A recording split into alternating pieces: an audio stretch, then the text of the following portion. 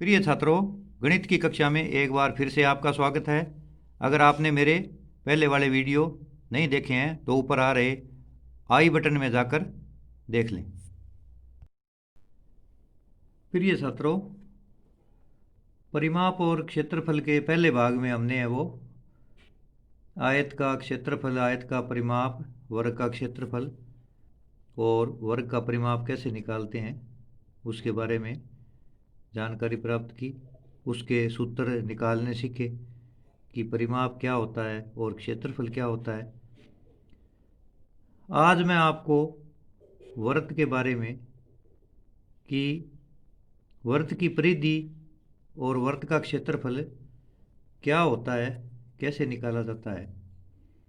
अब यहाँ पे अपने थोड़ा सा मैं क्लियर कर दूँ कि जैसे ये कोई वृत्त है हमारा, तो ये जो इसकी बाहर वाली बाउंड्री है, ये यानी पूरा एक गोल घेरा, वो क्या कहलाता है? परिधि कहलाता है। तो वृत्त के अंदर परिमाप नहीं कहते, वृत्त के अंदर है बाहर वाली जो बाउंड्री है हमारी, उसको क्या बोलते हैं? हम परिधि बोलते हैं। जैसे अपने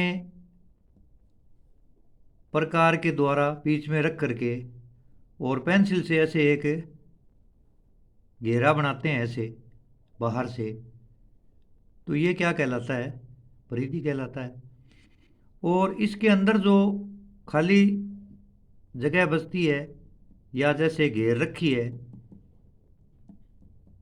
ये सारा क्या है? इसका क्षेत्रफल है। तो यहाँ पे मैं आपको बता दूं कि जैसे ही अपने बच्चों को पूछते हैं कि बच्चों बताओ चूड़ी की आकृति कैसे होती है, तो उनका तपाक से उत्तर होता है जी गोल होती है।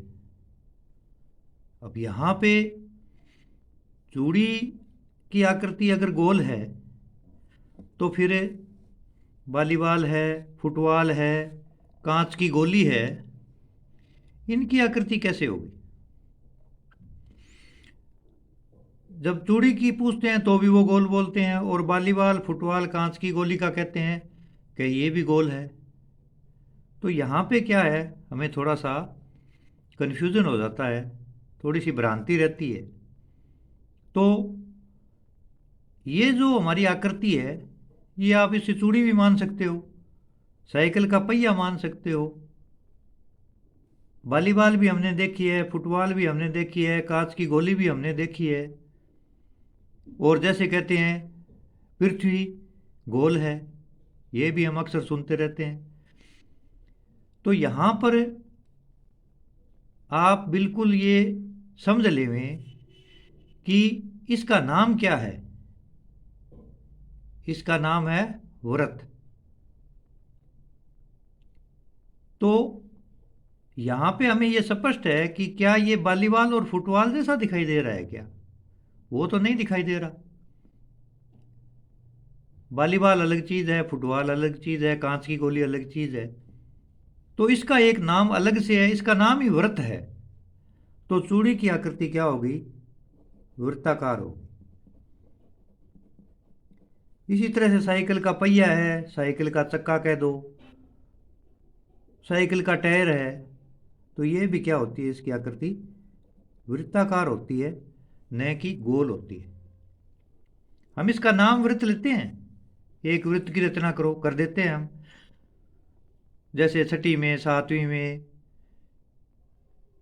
एक 3 सेमी त्रिज्या का वृत्त खींचो, तो अपने क्या करते हैं? स्केल के ऊपर 3 सेमी का पैमाना लेकर के और ऐसे एक पेंसिल जो अपना लगा हुआ प्रकार है वो लेकर के यहाँ रख करके और पेंसिल की सहायता से ऐसे हम एक वृत्त की रचना कर देते हैं। तो यहाँ पे इसको वृत्त है तो इसकी आकृति, चूड़ी की आकृति क्या होगी? वृत्ताकार होगी। साइकिल के पहिए की क्या होगी? वर्ताकार होगी। तो यहाँ पे हमने ये हमारा कन्फ्यूजन है वो दूर करना है, भ्रांति नहीं रखनी। चूड़ी वृत्त जैसी दिखाई देती है तो चूड़ी की आकृति वर्ताकार होगी, न कि गोलाकार। तो यहाँ पे अपने ये स्पष्ट है, समझ लेना है। अब जब हम सूत्र की बात आती है तो वृत्त की परिधि का सूत्र 2 पाई आर होता है, वृत्त के क्षेत्रफल का सूत्र पाई आर स्क्वायर होता है। अब यहाँ पे क्या होता है कि जब हम यहाँ पे प्रश्न हल करते हैं तब हम क्या है, अक्सर गलती कर देते हैं, क्योंकि हमें आर का मान दे करके सवाल में परिधि भी निकालनी पूछ सकता है, क्षेत्रफल भी निकालना पूछ सकता है, परंतु हम क्या करते हैं, कई बार निकालनी परिधि होती है, क्षेत्रफल सूत्र का लगा देते हैं, निकालना क्षेत्रफल होता है और जल्दबाजी में हम क्या करते हैं, सूत्र 2 पाई आर लगा देते हैं। तो यहाँ पे हमारी अक्सर गलती होने की संभावना रहती है। इस गलती को कैसे दूर करें कि ये गलती कभी न हो? तो जैसे हमने आयत और वर्ग में परिमाप और क्षेत्रफल के बारे में जाना था, वैसे इसमें भी हम जान चुके हैं कि परिमाप क्या होता है, या आयत की जो परिधि है वो परिधि किसे कहते हैं। परिमाप क्या होता है, परिधि क्या होती है, वृत्त की परिधि होती है, आयत और वर्ग का परिमाप होता है। तो जैसे ये एक अंदर पूरा मान लिया गोल घेरा है, ये वर्ताकार आकृति है। अब यहां पे मैं आपका जो कन्फ्यूजन है कि सूत्र गलत ना लगे, वो दूर करने के लिए मैं आपको एक इसमें नई रोचक चीज बताने जा रहा हूं। अगर उसको आप एक बार ध्यान से समझ लेंगे तो अपना सूत्र कभी गलत नहीं होगा। अब आप पहली बार ये सोचोगे कि ये पता नहीं क्या बना दिया, मैं इसके बारे में भी बताऊंगा ये क्या चीज़ है, और अपने एक बार इसको ध्यान से समझ लेना। उसके बाद में अपने परिधि और क्षेत्रफल का वृत्त की सूत्र कौन सा लगाना है। हमने 2 पाई आर स्क्वायर रट रखा है, परंतु सवाल के अंदर अक्सर बच्चे 2 पाई आर की जगह पाई आर स्क्वायर लगा देते हैं और पाई आर स्क्वायर की जगह 2 पाई आर लगा देते हैं। तो ये गलती हमने नहीं करनी है। इस गलती का सुधार कैसे किया जाए उसके बारे में आप है वो यहाँ ध्यान से सुनेंगे तो आपको एक ही बार में ऐसे पता चल जाएगा कि आप कभी भी इन दोनों सूत्रों में कोई गलती नहीं करेंगे। जैसे ये अपने पहले चूड़ी वाला उदाहरण दे करके ये मैंने आपको समझाया था, एक बार पुनः इस पे आते हैं। तो परिधि या परिमाप क्या होता है कि जहाँ से मैं चलना शुरू करता हूँ, जैसे मान लिया मैं यहाँ से चलना शुरू करूँ या यहाँ पे कोई धागा या तार रख करके इसके ऊपर ऐसे रख करके नापता जाऊँ, ऐसे धागा रख करके यहाँ से और यहाँ तक धागा रख लूँ, यहाँ से धागा काट करके फिर इसको मैं स्केल के ऊपर लंबा करके रख लूँ और नापूँ, तो हमारे पास ये वृत्त की परिधि आ जाएगी। अब क्या है, जो परिधि वृत्त की ने जो घेर रखा है ना अंदर वाला, क्या है वो क्षेत्रफल है। आयत और वर्ग में क्या था, वही बात थी कि जो बाहर वाली बाउंड्री के अंदर है,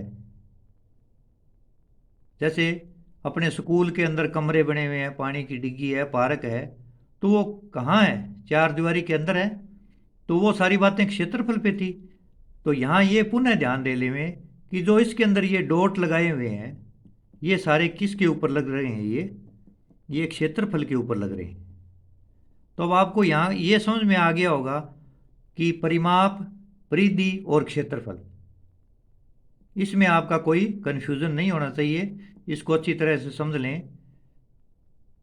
कि परिधि कौन सी है इसकी और इसका क्षेत्रफल कौन सा है। अब हम नेक्स्ट उस पहले वाले चित्र पे आते हैं। अब यहाँ पे मैं वापस यहाँ पे आता हूँ।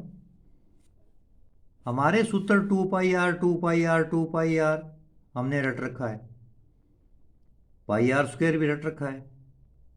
अब हमें भेद करना है भी 2 पाई आर क्या है और पाई आर स्क्वायर क्या है, कि 2 पाई आर में और पाई आर स्क्वायर में,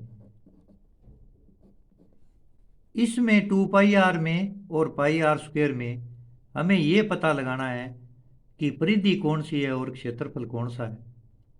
रखने का आसान तरीका मैं बताने जा रहा हूं आपको।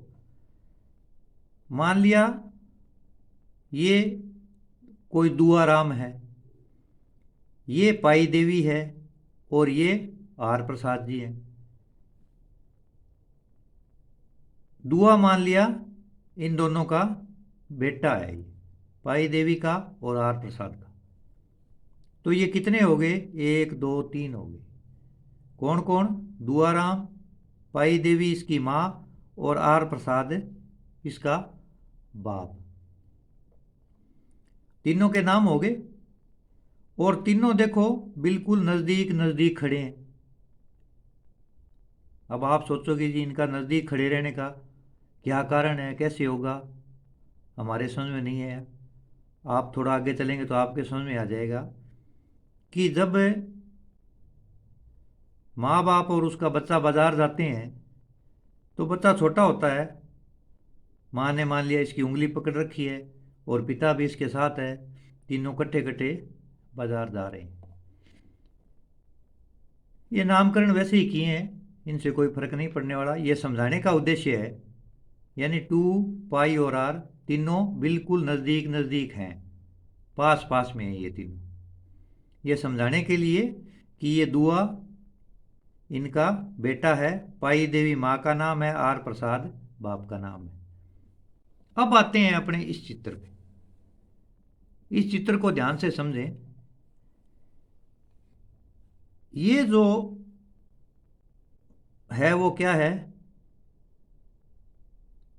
वर्ताकार आकृति बनी हुई है, वृत्त है और ये इसका गेट है।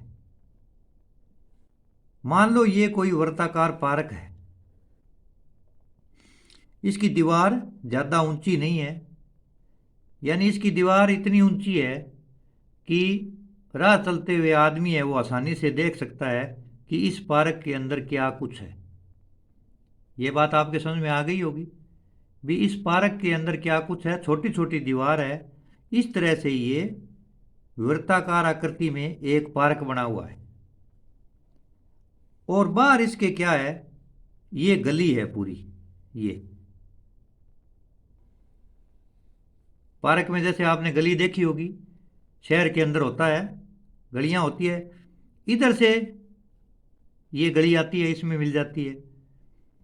इस साइड से भी एक गली है, वो यहाँ पे मिलती है आकर के।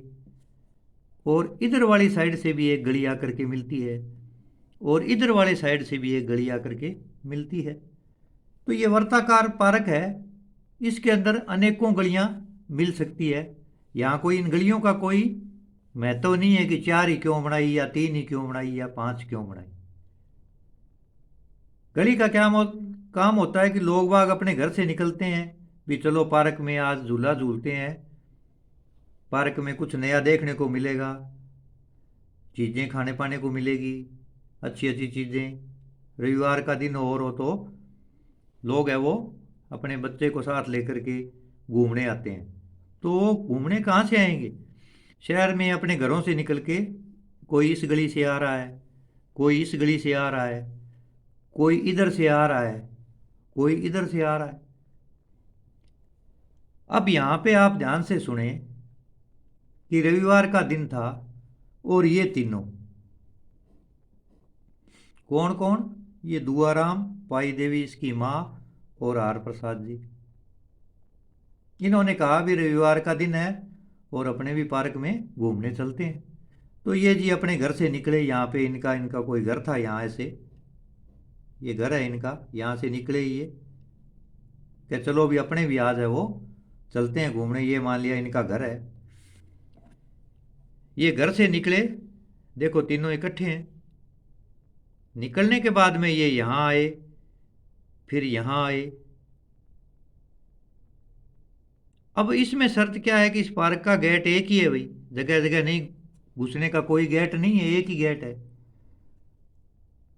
तो यहाँ पे क्या था? नया नया पार्क बना था।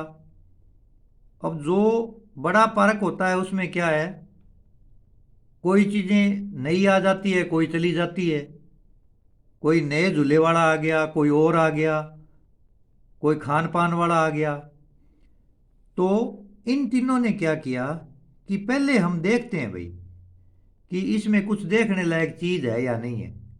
अगर वही पुराने वाली होगी तो अपने घर आ जाएंगे घूम करके, नहीं तो अपने चलते हैं। तो ये यहां से, ये अंदर नहीं घुसे हैं अभी, ये यहां से क्या है, इधर आ गए तीनों। दीवारें इसकी छोटी है, ऊपर से दिखाई दे रहा है। तो ये तीनों घूमते घूमते इधर आए, ऊपर से देखा दीवार से, फिर आगे चले, फिर यहाँ आ गए, फिर यहाँ आ गए, और फिर यहाँ आ गए, और फिर यहाँ आ गए। यहाँ से फिर आगे यहाँ आ गए। यहाँ आने के बाद इन्होंने सोचा कि कुछ पार्क के अंदर नई चीजें आई हुई है, हम आज उनको देखेंगे। अब यहां पे क्या होता है, ध्यान देंगे आप कि ये यहां से चले और इसके बार बार घूमे, घूम करके गेट के पास आ गए, रुके भी, चलो आज कुछ न कुछ देखेंगे, नई चीजें आई हुई है। यहां पर आकर के वो रुक जाते हैं। अब घर दूर था, घर से चले, पैदल आ रहे थे। आते आते आते आते क्या हुआ, यहाँ पे ये जो उनका बेटा है, माँ है और बाप है, तीनों यहाँ रुके हैं। तीनों ने कह लिया कि हम देखेंगे अंदर जाके। अच्छा, बच्चे ने भी जिद की, क्या नहीं नहीं, पार्क के अंदर जाके हम देखेंगे। तो ये बच्चों पहले ये बताओ मेरे को, ये बार बार घूमे, अंदर तो अभी गए नहीं है ना, ये बार बार कहां पे घूमे, ये बार बार इस वर्ताकार आकृति के साथ साथ घूमे। ये क्या थी, हमारी परिधि। तो ये वर्त के चारों तरफ जो गली है हमारी, और भी लोग आ रहे हैं जा रहे हैं इधर से, तो ये कहां घूमे, परिधि पर। कहां घूमे, परिधि पर। कौन कौन, 2 पाई और आर। तो वर्त की परिधि क्या हुई, 2 पाई आर, 2 पाई आर। अब क्या हुआ, यहां पर ये जो इनका बेटा था दुआराम, ये कहता है कि मैं तो भाई थक गया, मेरे से अब पैदल नहीं चला जाएगा। अब अंदर गेट है ये, इसमें से इनको अंदर जाना था, यहां से एंटर होना था भी, अब अंदर चलते हैं। तो इसकी माँ कहती है कि बेटा तू अपने बाप के कंधे पे बैठ जा। कहाँ पे बैठ जा, कंधे पे ऊपर। यानी ये थे, यही थे। अब ये थक गया, थकावट आ गई कि मैं तो पैदल नहीं चल सकता, पार्क में भी घूमना है। तो इसकी माँ कहती है कि तू अपने बाप के कंधे पे बैठ जा। ये जी ऊपर चढ़ के बैठ गया। अब यहां से क्या हुआ, ये जो ऊपर चढ़ के बैठ करके ये यहां आ गए।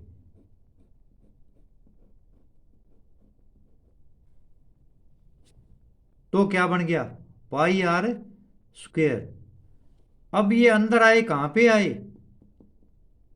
क्षेत्रफल पे। कहां पे आए, क्षेत्रफल के ऊपर आ गई है। क्षेत्रफल में आकर के कि अब वगैरह पार्क वगैरह, कि चल मैं तेरे को कंधे पे बिठा लेता हूं, और तू कंधे पे बैठे बैठे रहना, और अपने अंदर है वो, उसके अंदर चीजें वगैरह है, कोई झूला है और है, हम देखते हैं, कोई खाने पीने का सामान है, क्या है, कुछ है, फूल वाले हैं, गुब्बारे वाले हैं। अब यहां पे हमारा ये कंफ्यूजन दूर हो जाना चाहिए कि जो 2 पाई आर था वो कहाँ घूमे, परिधि पे। कहाँ घूमे, परिधि पे। ये इकट्ठे इकट्ठे चल रहे हैं।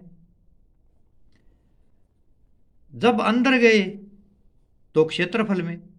कहाँ गए, अंदर गए तो क्षेत्रफल में। किसके क्षेत्रफल में, वृत्त के क्षेत्रफल में।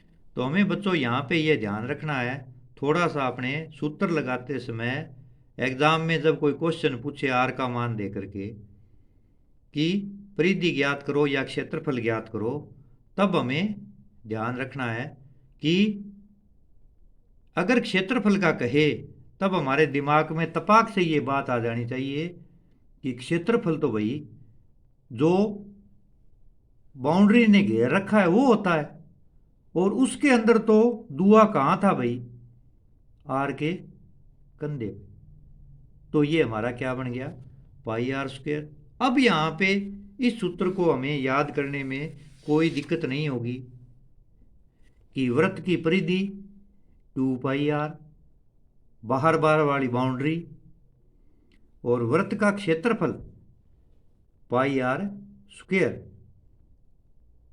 अब जैसे मान लिया मैं कोई क्वेश्चन लेता हूं कि यदि वृत्त की त्रिज्या, रेडियस जिसको आर बोलते हैं, 7 सेमी हो तो परिधि ज्ञात करो।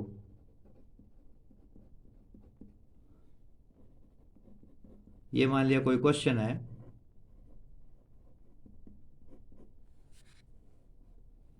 अब यहां पे वो ऊपर वाली बात तो है नहीं हमारी, सूत्र लिखा हुआ भी नहीं मिलेगा परीक्षा के अंदर, ये सूत्र तो नहीं मिलेगा लिखा हुआ, ये तो नहीं होगा परीक्षा के अंदर। तो हमें ये सवाल पूछा है उसने। अब यहां पे परिधि का सूत्र कौन होता है पता है हमें, क्षेत्रफल का भी पता है। अब हमें यह पता है कि एक सूत्र 2 पाई आर होता है और एक पाई आर स्क्वायर होता है। तो यहां पे अगर हम ध्यान देंगे तो हम क्या करेंगे, सूत्र क्या लगाएंगे, परिधि किसकी, वृत्त की। अब हमें यहां पे ये पता है कि एक सूत्र 2 पाई आर है, एक पाई आर स्क्वायर है। ये हमने रट रखे हैं, अक्सर बच्चे यहां पे गलतियां करते ही हैं। हमने देखा है कि सवाल बच्चे को आता है, सूत्र आता है, परंतु वो सवाल करते समय यहां पे जल्दबाजी में गड़बड़ी कर देता है। अब यहां पे मान लिया वो पाई आर स्क्वायर का सूत्र लगाता है, तो सवाल सही होगा गलत होगा, तो सवाल क्या हो जाएगा उसका, गलत हो जाएगा।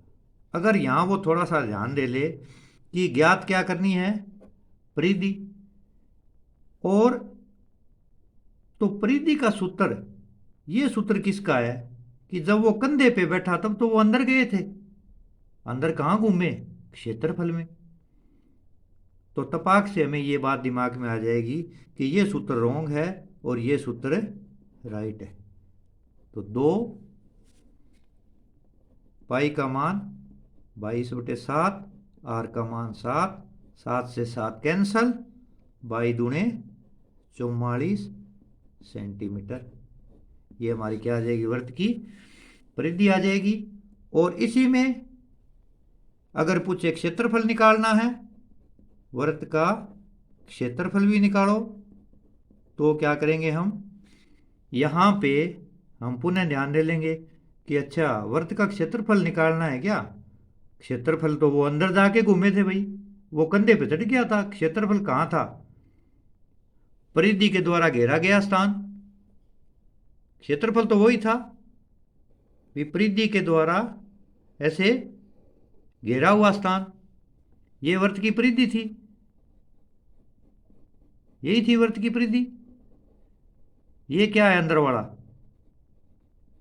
क्षेत्रफल, यही था। तो जब अंदर गए तो क्षेत्रफल में गए, और क्षेत्रफल में गए तो वो कहां था, दुआ कहां था, कंधे पे। फिर 22/7, आर का मान 7 स्क्वायर, इसको हल कर लो, 22/7 गुणा 7 गुणा 7, 7 से 7 कैंसल, 22 आते 7 दूनी 14, अंसल 1, 7 दूनी 14 और 1 15। यहां पे क्या आ जाएगा, सेमी स्क्वायर। वर्ग का क्षेत्रफल क्या होता है, सेमी स्क्वायर या वर्ग सेंटीमीटर या सेंटीमीटर स्क्वायर, एक ही बात है। तो अब इसके अंदर पाई का मान 22/7 होता है या 3.14 होता है। अक्सर हम क्या करते हैं, पाई का मान 22/7 ही इस्तेमाल करते हैं। अगर कोई शर्त दी हुई हो कि पाई का मान 3.14 या 22/7 ही इस्तेमाल करना है तो शर्त के मुताबिक होता है, अन्यथा अपने पाई/7 या 3.14 कोई भी मान है वो पाई का इस्तेमाल कर सकते हैं। तो ये हो गई वर्त की परिधि और वर्त के क्षेत्रफल का सूत्र। अब हमें इसके अंदर कोई भी कन्फ्यूजन नहीं रहना चाहिए कि यहाँ पे अब वो उनके नाम याद करने की ज़रूरत नहीं है भी कौन था ये दुआराम कौन था, पाई देवी कौन थी, आर प्रसाद जी कौन है। इनको यहाँ पे बच्चों याद रखने की ज़रूरत नहीं है। हमें सिर्फ इतना ही याद रखना है कि क्षेत्रफल में जब वर्त के अंदर जाते हैं तो वो क्या होता है, क्षेत्रफल। और क्षेत्रफल में ये दुआ है वो कंधे पे आ गया था और बाहर परिधि पे ये तीनों इकट्ठे घूम रहे थे। परिधि पे ये तीनों इकट्ठे घूम रहे थे। जब अंदर गए तब वो कंधे पे आया। ये उदाहरण एग्जाम्पल है वो मैंने सिर्फ एक समझाने की दृष्टि से दिया है। इनका कोई ये नहीं है भी नाम इनका क्या लें या क्या रख दिया या क्या कर दिया, इस पे अपने को ध्यान नहीं देना। अब हमें ये सूत्र समझ में आ गया होगा कि क्षेत्रफल में कौन सा सूत्र लगाना है और परिधि में कौन सा सूत्र लगाना है। सूत्र बच्चों हमारे याद हैं। किसी भी बच्चे से पूछो, अगर दोनों मिला करके पूछे ना कि भी क्षेत्रफल और परिधि का सूत्र क्या होता है, तो बच्चे तपाक से जवाब दे देते हैं कि जी 2πr स्क्वायर होता है। और चाहे क्षेत्रफल परिधि का पूछे, चाहे परिधि का नाम पहले ले ले, अक्सर नाम यही लेते हैं कि जी सूत्र 2πr, और एक सूत्र तो जी πr स्क्वायर होता है, 2πr होता है। अब जब ये पूछते हैं भी परिधि क्या है और क्षेत्रफल क्या है, तो यहाँ पर क्या है, हमें जो कन्फ्यूज़न होता है क्रिएट, उस कन्फ्यूज़न को मैंने दूर करने का प्रयास किया है। आप भी है वो इसको एक बार दो बार इसको ध्यान से देखेंगे ना वीडियो को, और एक बार ये आकृति अपने दिमाग में बिठा लेंगे तो आपका ये सूत्र है वो कभी गलत नहीं होगा। क्योंकि जब अंदर जाते हैं तो क्षेत्रफल पे जाते हैं और क्षेत्रफल में πr² हो जाता है। दुआ है वो ऊपर चढ़ जाता है कंधे के ऊपर। तो ये सूत्र अब आप है, मुझे विश्वास है कि कभी नहीं भूलेंगे और सूत्र लगाने में आप कभी भी गलती नहीं करोगे। इसके बाद में मैं आपको वर्त के बारे में कुछ और जानकारियाँ देता हूँ। ये हमारा परिधि और क्षेत्रफल वर्त के बारे में हमने जानकारी ली। अब वर्त के और भी कुछ क्या क्या भाग हो सकते हैं, वृत्त क्या होता है, कैसे होता है, उसके बारे में। तो वृत्त की जानकारी, वृत्त क्या होता है, पेंसिल के द्वारा प्रकार यहाँ पर रख करके हम एक ऐसे घेरा खींचते हैं, वो वृत्त कहलाता है। तो ये इसका होता है केंद्र, ओरिजिन, इसको ज़्यादातर ओ से बिंदु ओ कहते हैं। ये वर्त का केंद्र है। और ये जो बाहर वाली बाउंड्री है ये है वर्त की परिधि। और क्षेत्रफल का आपको पता चल ही चुका है कि जो ये अंदर है ये भाग, ये क्या है, वर्त का क्षेत्रफल है। यानी ये वर्त की कुछ चीज़ें होती है उसके बारे में अपने अध्ययन करेंगे तो अब आपको पता चल गया केंद्र कौन सा है जहाँ पे हम प्रकार रखते हैं। और पेंसिल से जो लाइन खींची जाती है वो क्या होती है, वर्त की परिधि। इसके बाद में आगे अगला चित्र देखते हैं अपने कि ये क्या था, वृत्त का केंद्र। केंद्र को परिधि से मिला दिया, केंद्र को परिधि से मिला दिया। ओ से बी, ये एक रेखाखंड है वैसे, यानी ओ से बी तक की दूरी है, ये क्या कहलाती है, त्रिज्या। और इसका संकेत क्या है त्रिज्या का, आर। अंग्रेजी में इसको रेडियस कहते हैं। तो इसका रेडियस का पहला अंग्रेजी का शब्द आर है, तो इसका संकेत आर हो गया। ध्यान दें, अब वर्त के अंदर त्रिज्याएं कितनी हो सकती है। मैंने इसको यहाँ से यहाँ तक मिलाया है, इसको यहाँ से यहाँ तक मिला दो, ऐसे मिला दो, यहाँ से यहाँ तक मिला दो, यहाँ से यहाँ तक मिला दो, ऐसे मिला दो।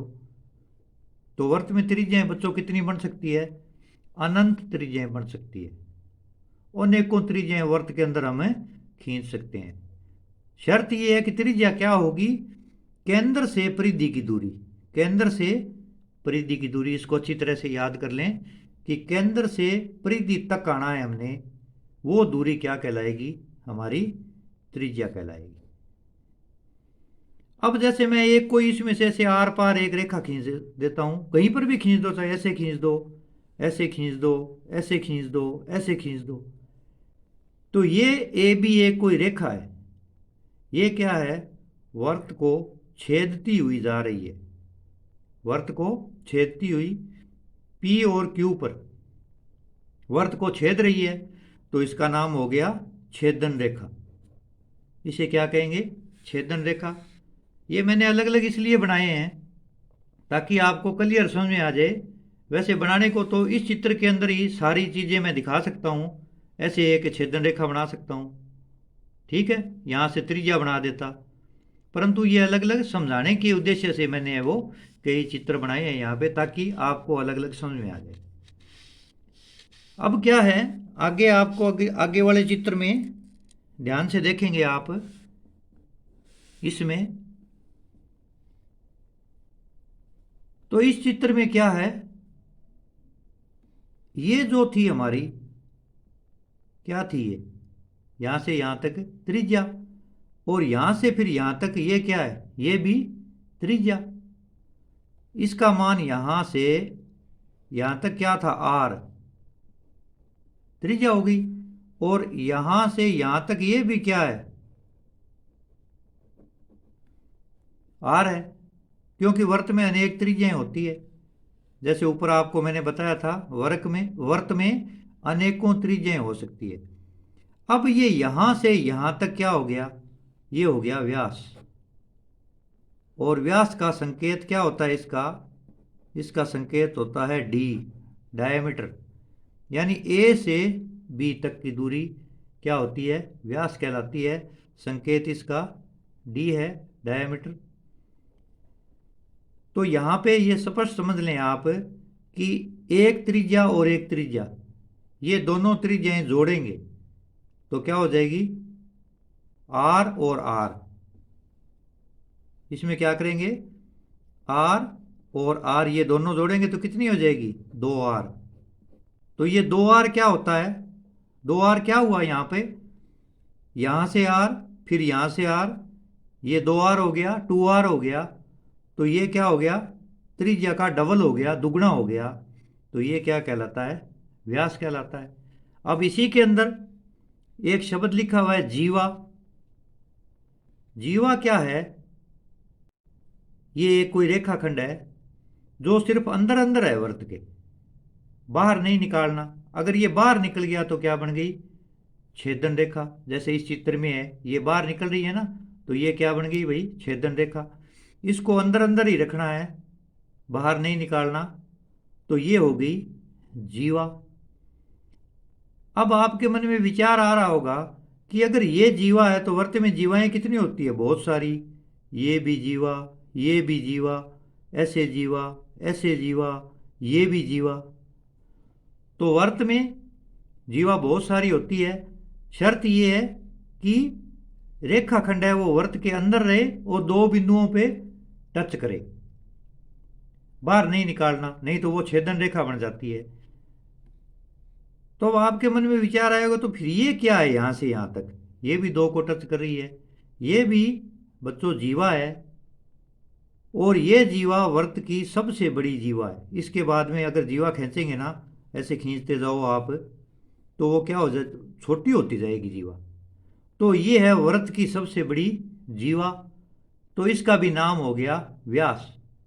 तो यहाँ पे एक प्रश्न बनता है कि वृत्त की सबसे बड़ी जीवा को क्या कहते हैं, व्यास कहते हैं। इसके बाद में जब हम जीवाएं बहुत खींचते हैं, ऐसे खींचे, मैं खींचता जाऊं तो ये देखो छोटी हो गई, आगे और छोटी हो जाएगी।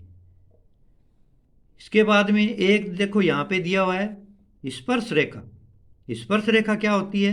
ये भी एक कोई रेखा है, ये एक ही बिंदु पे स्पर्श कर रही है, वर्त को छू रही है। एक बिंदु पर छूती हुई जो रेखा है वो क्या कहलाएगी? वर्त की स्पर्श रेखा। और वर्त की स्पर्श रेखाएं भी बहुत हो सकती है। इस बिंदु पे ऐसे मैं स्पर्श रेखा खींच सकता हूँ, इस बिंदु पे भी मैं ऐसे स्पर्श रेखा खींच सकता हूँ, इस बिंदु पे भी स्पर्श रेखा ऐसे खींच सकता हूँ। तो यहाँ पे अपना ये क्लियर हो गया, जीवा क्या होती है, स्पर्श रेखा क्या होती है, व्यास क्या होता है।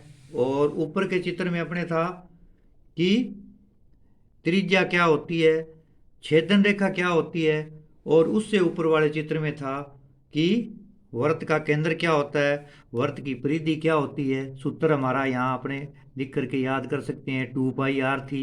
ये तीनों कट्ठे कट्ठे जा रहे थे। ये अंदर क्या था? πr²। ये क्या है? अंदर वाला सारा क्षेत्रफल है, और ये वर्त का केंद्र था। तो ये जो छोटी छोटी चीज़ें हैं इनको अपने ध्यान से पढ़ेंगे। आगे बड़ी कक्षाओं में जा कर के इनका बहुत ही महत्वपूर्ण रोल होता है। आगे मैथ के अंदर इनके स्पर्श रेखा के, जीवा के, इनके ऊपर प्रमेय बनती है, बड़े बड़े क्वेश्चन बनते हैं।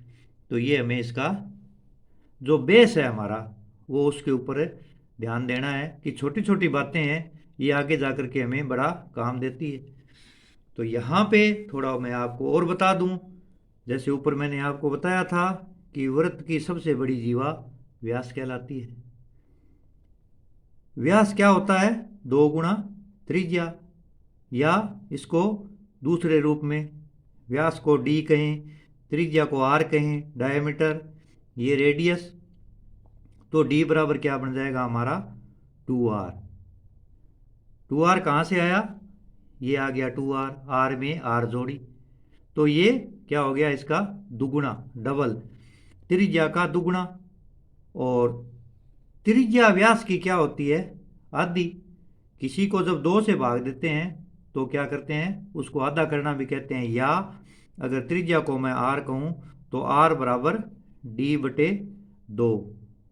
तो यहाँ पे पुनः मैं वो लिख करके भी बता सकते हैं। अगर पहले लिखें कि व्यास क्या होता है तो यहाँ हम लिख देंगे कि व्यास त्रिज्या का दुगना होता है, दुगना होता है। अगर मैं व्यास पहले बोलता हूं तो व्यास क्या कहेंगे? त्रिज्या का दुगना होता है, और त्रिज्या व्यास की आधी होती है।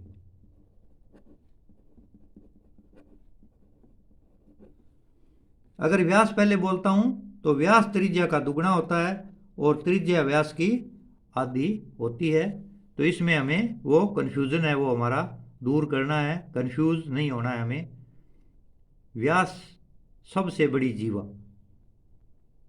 यहाँ पे व्यास को हम इस तरह से भी याद रख सकते हैं कि व्यास कभी त्रिज्या नहीं हो सकती। अब आपको यहाँ कंफ्यूज नहीं होना है कि त्रिज्या कौन सी है। त्रिज्या तो इतनी होती है, ये व्यास क्या है? सबसे बड़ी जीवा है, तो ये पूरा है। त्रिज्या सिर्फ केंद्र से परिधि को मिलाने वाला रेखाखंड है, वही त्रिज्या कहलाता है। तो ये हमारा व्यास और त्रिज्या के अंदर है जो फर्क है वो हमें यहाँ पे पता चल गया। यदि वर्त की त्रिज्या की जगह अगर वो दे दे व्यास 14 सेमी, ये मैंने आपको समझाने के उद्देश्य से किया है कि त्रिज्या की जगह अगर दे दे व्यास 14 सेमी हो तो परिधि और क्षेत्रफल ज्ञात करो। अब यहाँ पे हमने क्या करना है? व्यास कितना दिया हुआ है इसका हल करेंगे तब हम ये ध्यान रखेंगे कि व्यास बराबर है 14 सेमी, तो त्रिज्या कितनी हो जाएगी? हमें पता है त्रिज्या क्या होती है? व्यास की आधी होती है, तो 2 7 14, 7 सेमी। ये मैंने इसलिए दिया है, त्रिज्या 14 सेमी भी हो सकती है। मैंने आपको इसको समझाने के उद्देश्य से कि परीक्षा के अंदर कई बार क्या होता है, त्रिज्या न दे करके व्यास दे देता है वो। तो हमें जो सूत्र में है वो हमें आर का मान है हमारे पास है, तो आर का ही सूत्र लगता है, त्रिज्या का लगता है, इसलिए यहाँ पे हमें ये ध्यान रखना है। अब हम सूत्र लगाएंगे। इसलिए वृत्त की परिधि बराबर, पता है सूत्र याद हो गया हमारे, 2πr। ये बार बार घूमे थे कि नहीं, तो 2 का मान 22/7 इंटू 7 ये पहले एग्जाम्पल मैं कर भी चुका हूँ, वही एग्जाम्पल है, इसमें कोई फर्क वाली बात नहीं है। 2πr 2 गुणा 22/7 गुणा ये, सॉरी टू से ये गलत लगा दिया, मैं खुद कंफ्यूज हो गया, 2 बार लिख दिया ये गलती से। तो 7 से 7 हमारा कैंसल, 22 दूणे 44 सेंटीमीटर। और यहाँ पे क्षेत्रफल, वृत्त का क्षेत्रफल बराबर πr², तो 22/7 गुणा आर का मान 7 की स्क्वायर, तो यहाँ पे हमारा हो जाएगा 22/7 गुणा 7 गुणा 7, 7 से 7 कैंसल, 22 7 7 दूनी 14 और 1 15 सेंटीमीटर स्क्वायर। यही क्वेश्चन मैं आपको पहले करवा भी चुका हूँ इसी टॉपिक में, परंतु यहाँ मेरा ये क्वेश्चन कराने का उद्देश्य था कि अगर हमें सवाल के अंदर व्यास दे रखा है, व्यास दे दिया जाता है, तो हम क्या करेंगे, सूत्र के अंदर उसका आधा कर लेंगे, क्योंकि सूत्र में हमें त्रिज्या का मान दिया हुआ है न कि व्यास का। यहाँ पे आर का मान होता है, इसलिए हम आधा कर लेंगे, क्योंकि व्यास है वो त्रिज्या का दुगना होता है और त्रिज्या व्यास की आधी होती है, इसलिए हम 14 का आधा 7 लगाएंगे और साथ ही मान इसके अंदर हम रखेंगे। तो आज इसके अंदर हमने है वो वृत्त की परिधि क्या होती है, क्षेत्रफल क्या होता है, परिधि और क्षेत्रफल के सूत्र को हमें याद कैसे रखना है। हम सूत्र को रटेंगे नहीं, सूत्र को समझेंगे और कभी भी गलती नहीं करेंगे कि परिधि वाला सूत्र क्षेत्रफल में नहीं लगाएंगे और क्षेत्रफल वाला सूत्र परिधि में नहीं लगाएंगे, इसका ध्यान रखेंगे। तो आज का जो दूसरा भाग है हमारा परिमाप और क्षेत्रफल से संबंधित, इसका तीसरा भाग भी आगे आएगा।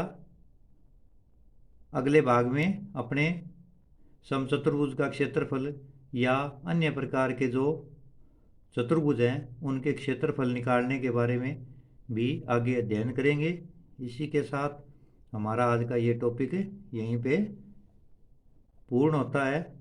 फिर मिलेंगे, धन्यवाद। अगर आपको मेरी वीडियोज़ अच्छी लग रही है तो वीडियोज़ को देखते रहें। अगर कोई डाउट है तो उसे कमेंट बॉक्स में टाइप कर दें। वीडियोज़ को लाइक करें और अपने फ्रेंड्स के साथ शेयर करें। जय हिंद, वंदे मातरम।